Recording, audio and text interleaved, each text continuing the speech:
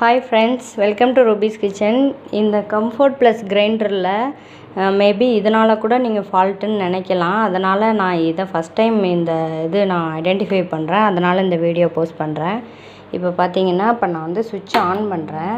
ஓடல பார்த்தீங்களா? இது எதனாலன்னா, நான் மாவு போட்டு சுற்றிக்கிட்டு இருந்தப்போ ஆஃப் பண்ணிட்டேன்.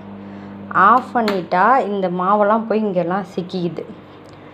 அதனால் ஓடலை. இது வந்து ஃபால்ட்டு கிடையாது. இதில் வந்து கொஞ்சம் தானே தண்ணி ஊற்ற முடியும், அது அரைகிற வரைக்கும். அதனால் இப்போ என்ன பண்ணணும், இதை கொஞ்சம் எடுத்து வெளியில் வச்சுட்டு கொஞ்சம் சுற்ற ஆரம்பித்தோன்னே திருப்பி ஓட விடணும். எங்கள் போட்டுக்கிட்டு இருக்கும் போதே டக்குன்னு தெரியாமல் ஆஃப் பண்ணிட்டேன். அதுதான் பிரச்சனை.